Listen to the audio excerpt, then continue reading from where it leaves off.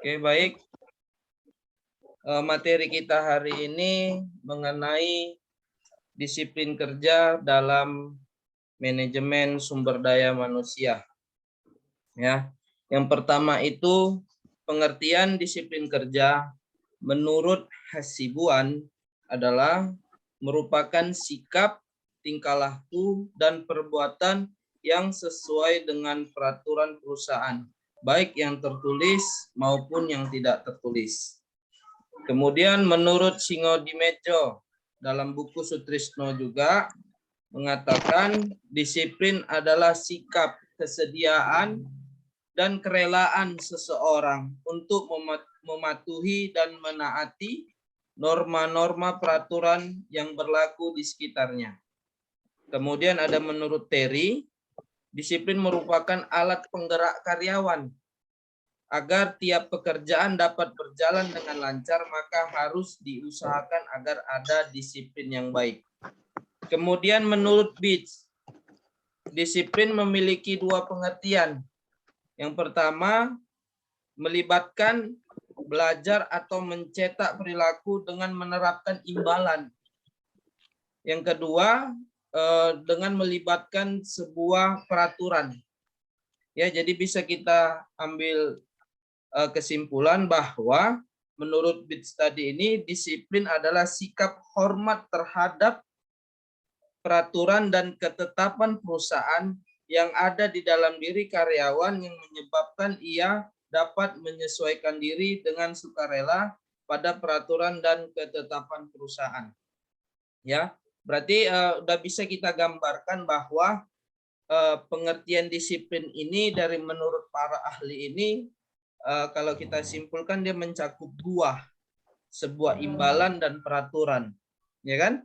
Jadi kalau kita melaksanakan disiplin ini dalam bekerja, kita disiplin, maka kita akan mendapatkan imbalan. Ya. Kemudian kalau kita melanggar disiplin tadi, ya otomatis kita akan mendapat sebuah hukuman, ya bahkan bisa sampai pemecatan. Itu dia mengenai disiplin kerja. Kemudian elemen penting dalam disiplin kerja, ya ini menurut Gordon dan Watkins, ya. Yang pertama itu rumusan ketetapan jelas, aturannya masuk akal, dipublikasikan dan dijalankan secara hati-hati. Sudah pasti ya, di dalam disiplin kerja itu ada sebuah SOP, standar operasional pekerjaan, prosedur dia. Nah, di dalam prosedur atau aturan itu harus masuk akal perusahaan merumuskannya. Jadi kita sebagai SDM, misalkan aturan itu tidak masuk akal menurut kita, maka kita berhak untuk memberikan suatu tanggapan atau masukan, karena itu akan berdampak kepada diri kita sebagai orang yang melaksanakan, dan yang berdampak kepada kita akan orang yang dikenakan jika itu terjadi suatu kesalahan. Kemudian dipublikasikan itu dimaksudkan kita tahu, jangan pula kita tahu ada peraturan gitu, tapi kita nggak tahu mana peraturannya. Jadi di dalam SOP bekerja itu harus dipublikasikan, kita harus tahu aturannya, ini dia bentuk barangnya, kan seperti itu. Kemudian kita jalankan secara hati-hati. Kedua, pelaksanaannya adil dengan menggunakan peringatan dan hukum yang dimaklumkan, dengan tujuan memberi koreksi seimbang dengan pelanggaran, tidak keras pada permulaan, dan ditetapkan secara seragam. Sudah pasti ya, yang namanya di mata sebuah peraturan itu ada hukum, dan di mata hukum semua kita sama. Nggak ada di sini mungkin kita di masuk kerja itu ada orang yang kita kenal, bahkan bahasa nepotismenya ada orang dalam. Yang seperti itu kan. Nah, tapi ketika kita sudah bekerja di dalam itu harus kita lepas label itu. Kita harus ikut dalam sebuah peraturan di perusahaan ataupun di instansi-instansi tersebut. Jangan pula kita ada orang dalam, ya kan, sepele kita kan gitu, aturan-aturan ya itu kita langgar, itu tidak boleh di dalam dunia bekerja. Kemudian kepemimpinan penyeliaan yang disesuaikan pada aturan-aturan pendisiplinan dan prosedur-prosedur. Penuh pengertian tetapi teguh dalam menangani masalah kedisiplinan dan kepemimpinan penilaian itu sendiri merupakan suatu contoh bagi perilaku karyawan. Sudah pasti ya, yang namanya kita bekerja itu ada yang kita contoh, ya kan? Ada yang menjadi suri tauladan kita, ada orang yang kita contoh. Nah, pemimpin-pemimpin ini ada beberapa pemimpin yang membuat aturan ini tadi untuk kita jalankan. Nah, yang membuat aturan ini itulah yang harusnya menjadi contoh untuk membuat suatu aturan karena dia sudah melakukannya. Ya, kemudian pelaksanaan yang adil dan seragam untuk penyelidikan pelanggaran yang tampak di mana pelaksanaannya tergantung pada tinjauan tingkat manajemen yang lebih tinggi, termasuk cara banding terhadap putusan pendisiplinan yang dianggap tidak adil, yaitu mengenai elemen penting dalam disiplin kerja. Kemudian pelaksanaan disiplin kerja, ya menurut Ranu Pandoyo dan Masnan dalam buku Sutrisno, ya itu ada beberapa. Yang pertama, peraturan jam masuk, pulang dan jam istirahat. Itu sudah pasti dasar sebuah disiplin ya. Kita masuk kerja jam berapa, pulang jam berapa, istirahat jam berapa, kan seperti itu. Nah, jangan pula kita masuknya lama, telat, pulangmu paling cepat. Nah, itu cocoknya dibakar aja SDM kayak gitu. Ya, itu di dalam dunia kerja itu orang-orang yang tidak berkompeten. Orang-orang yang nggak layak kalau kita bilang di dalam dunia kerja. Kemudian peraturan dasar tentang berpakaian dan bertingkah laku dalam pekerjaan. Nah, udah pasti saya rasa 90% anak non reguler ini semester 3 ini sudah bekerja semua, ya kan? Mungkin yang bekerjanya di perusahaan atau di sebuah pabrik pasti memiliki baju seragam, ya kan? Nah, baju seragam itu tidak boleh sembarangan ketika kita memakainya, kan seperti itu. Kemudian bagi yang kerja di instansi, ya kan? Nah, itu ada baju-baju khususnya, dan juga kami, contohnya kami di Unipa, ya kan? Ini hari Jumat, jadi kami dibuat aturan berpakaian baju Muslim. Kalau untuk perempuan muslimah, makanya setiap hari Jumat pakai kuku lah kami semua di kampus itu. Itu jadi menjadi sebuah aturan yang harus kita ikuti gitu, ya kan? Nah, itulah yang namanya kita bekerja, dan kita sebagai SDM kita harus mengikuti dan melaksanakan sebuah disiplin yang dibuat oleh pimpinan kita. Ya, kemudian peraturan tentang apa yang boleh dan apa yang tidak boleh dilakukan para pegawai selama dalam organisasi dan sebagainya. Ya, setiap perusahaan itu memiliki ketentuan, ya kan? Ketentuan, aturan, kebijakan, ya, yang tidak boleh kita langgar. Contoh hal yang paling pantang di dalam organisasi atau di sebuah perusahaan, memeberkan, mungkin tanda kutip ada kejelekan di perusahaan kita. Nah, kita bekerja di situ, mencari nafkah di situ. Nah, sebagai kita SDM yang baik itu kita tidak boleh sembarangan menjelek-jelekkan perusahaan kita. Itu tidak boleh ya.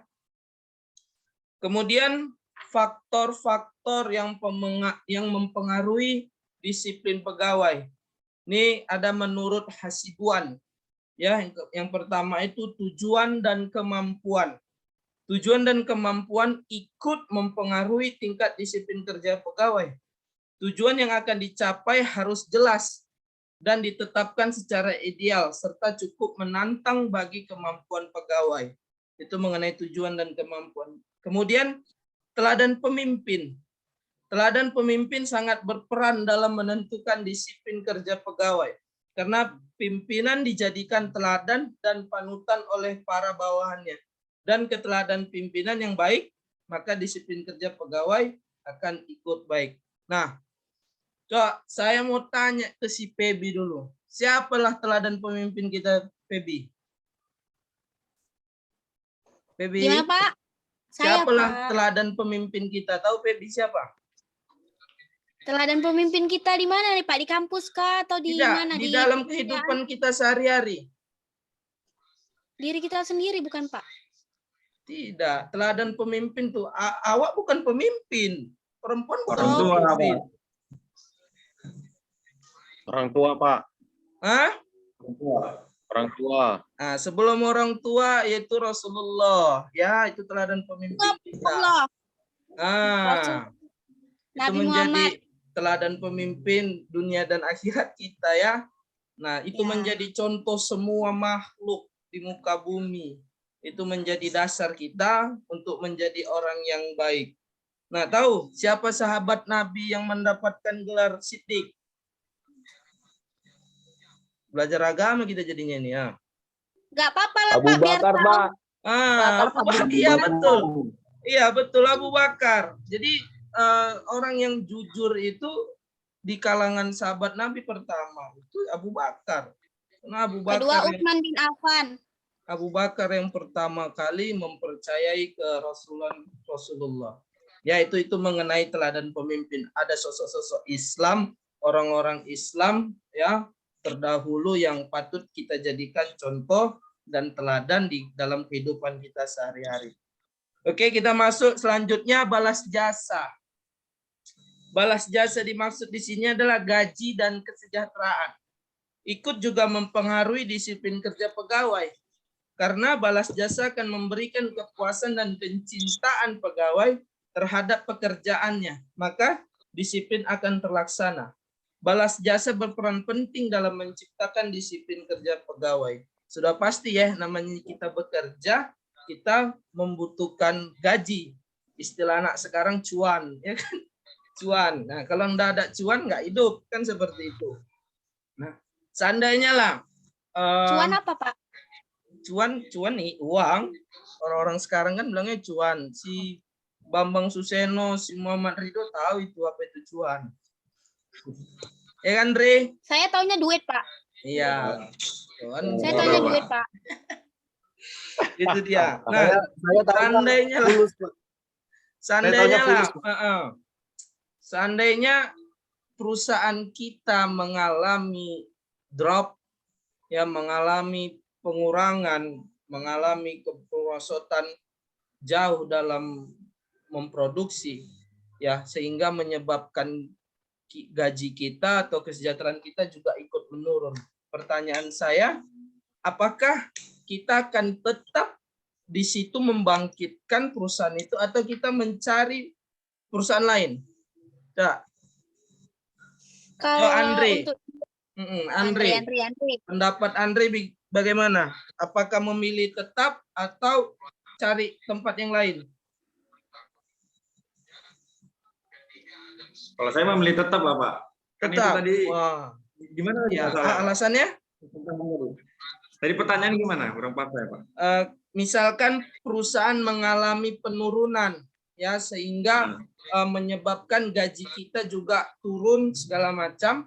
Apakah Andre sebagai SDM memilih untuk tetap atau lebih pindah tanda kutip kita cari tempat lain untuk kesejahteraan kita sendiri?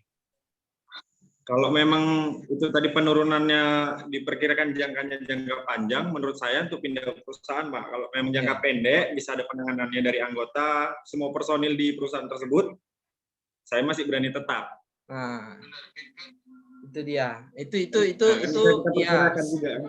Itu udah menjadi dalam diri ya sejatinya SDM. Karena apa? Di situ ada menyangkut kesejahteraan kita. Ya kan, apalagi misalnya kayak Pak Sahrudin Sinaga, Pak Adi Winata, ya kan, butuh menghidupi keluarga, ya kan. Kalau Andre masih lajang kan? Masih lajang. Masih. Jadi kalau masih, tapi mungkin kalau Pebi belum nikah. Ya udah, kau Pebi ikut aja kau ya, nggak ditanya, nyambung.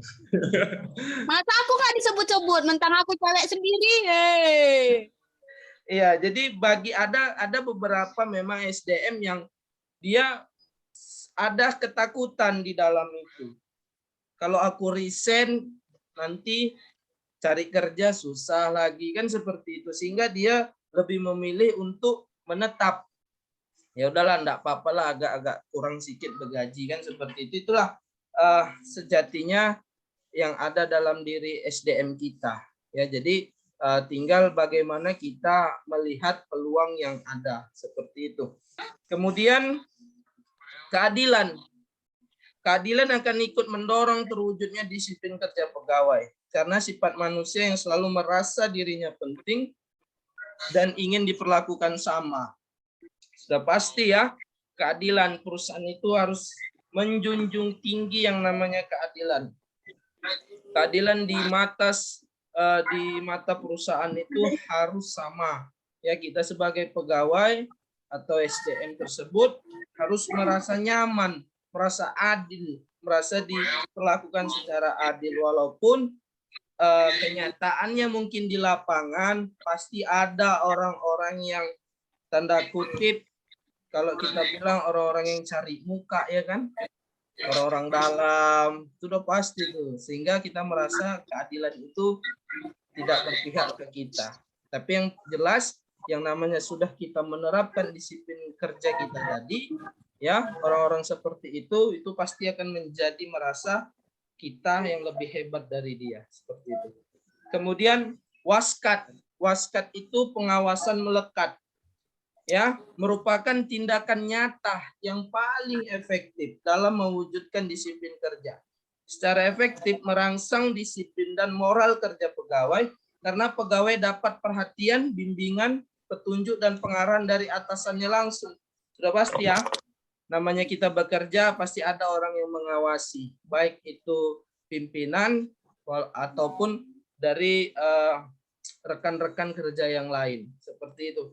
Ada memang tipikal SDM yang dia tidak merasa dia tidak perlu diawasi bekerja, sehingga dia bekerja dengan tupoksi dia, ya kan, selesai sudah. Ada tipikal orang yang bekerja itu harus diawasi.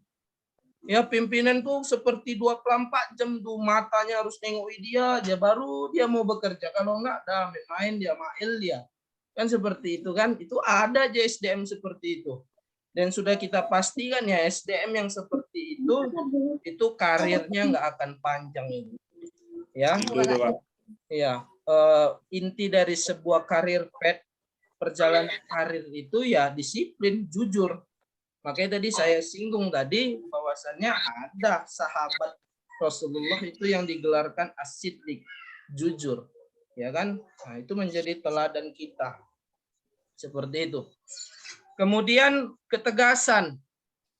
Ya, ketegasan pemimpin dalam melakukan tindakan akan mempengaruhi disiplin kerja pegawai. Pimpinan harus berani dan bertindak tegas untuk menghukum setiap pegawai yang indisipliner sesuai dengan sanksi, ya kan? Nah, jadi kalaulah kita sebagai SDM tadi sudah melakukan sebuah pelanggaran, ya, kita juga harus memiliki tanggung jawab ya untuk berani bertanggung jawab, sehingga pimpinan juga harus tegas ya untuk menghukum indisipliner kita. Nah, biasanya di dalam perusahaan itu ada tahapan-tahapan untuk melakukan sanksi. Biasanya itu 3 kali kan. SP pertama, SP kedua, SP ketiga. Nah, biasanya di SP ketiga itu sudah langsung pemecatan. Ya, ada juga yang SP3 tidak langsung pemecatan. Itu tergantung kebijakan perusahaannya masing-masing. Kemudian sanksi hukum atau punishment. Nah, ini tadi sanksi hukum berperan penting dalam memelihara disiplin pegawai ya.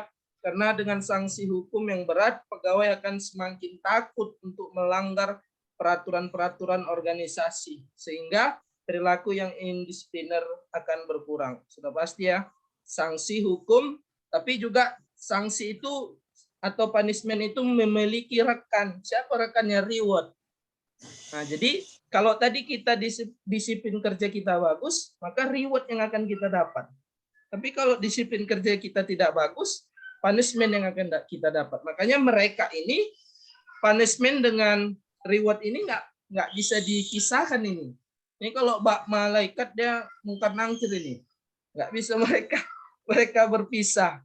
Jadi mereka selalu berbarengan, ya, punishment dengan reward.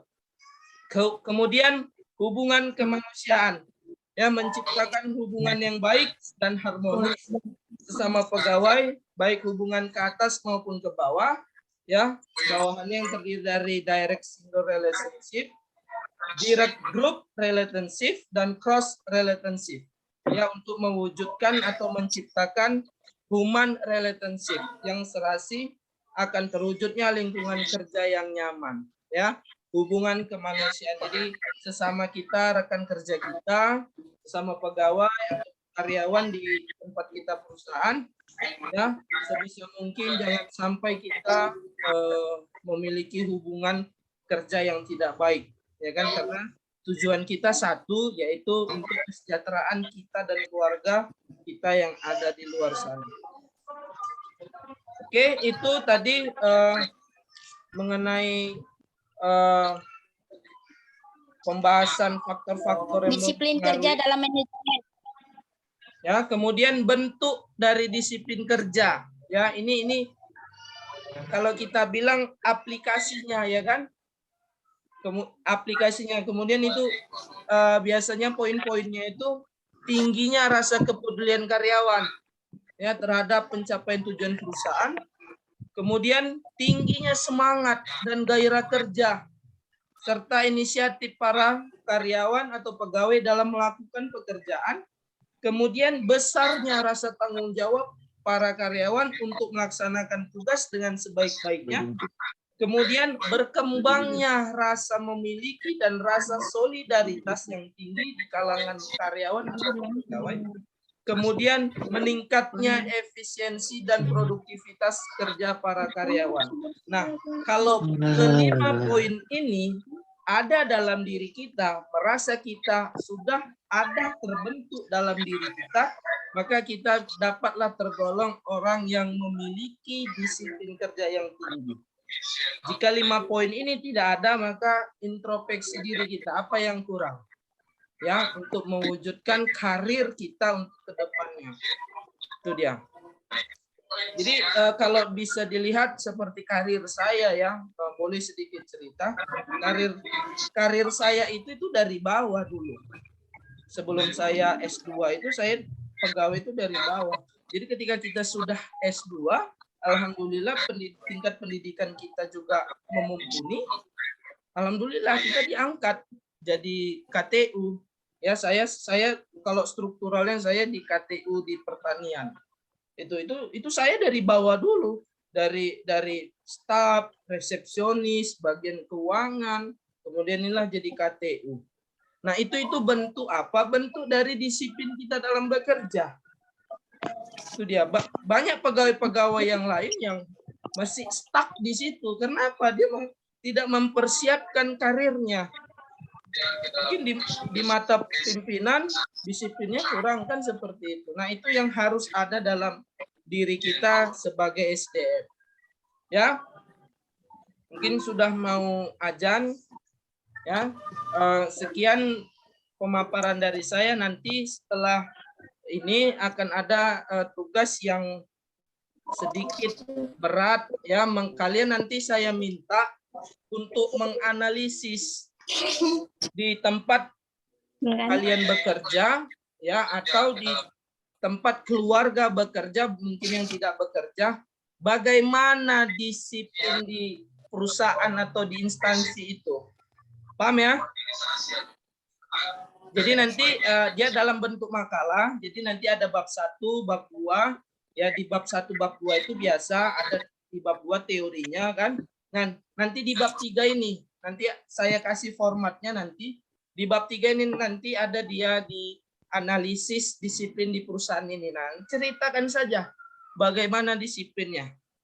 Ya, misalnya di tempat Pak Sahrudin Sinaga kan, bagaimana disiplin di tempat Bapak bekerja gitu kan, apakah sudah baik atau masih ada perlu perkembangan, itu ceritakan saja. Jadi sifatnya kayak wawancara. Cuman dalam kita ketik aja kan gitu. Itu namanya analisis kita kan. Nah, jadi saya mau lihat gitu, bukan mau mencari tahu perusahaan ini jelek atau enggak. Saya mau melihat bagaimana pandangan kita, analisis kita mengenai pemahaman mengenai disiplin ini. Kan gitu kan? Karena ini akan bersinggungan langsung ke dalam diri kita masing-masing. Paham ya? Itu Paham? tugasnya, Pak. Pebi paham, Pebi? Paham, Bos. Pak, tugasnya itu untuk minggu depan. Kalau nggak Ya, paham saya minggu tanya. depan. Ya, karena ini tugasnya membuat makalah mungkin agak panjang, kemudian kita harus mencari sedikit data ya kan ke teman-teman, menceritakan menurutmu disiplin ini bagaimana kan gini. Nah, itu kan membutuhkan waktu. Jadi saya kasih waktu itu seminggu. Ya, nanti formatnya nanti saya kirim ke WA grup kita. Formatnya bagaimana nanti bentuk makalahnya itu. Oke, paham ya? Pak, tadi belum nggak dengar soalnya putus suaranya. Iya, nggak apa-apa. Nanti dari WA grup saja nanti fixnya bagaimana tugasnya. Udah ya, kita sudahi ya. Sekian materi dari saya. Assalamualaikum warahmatullahi wabarakatuh. Waalaikumsalam warahmatullahi wabarakatuh.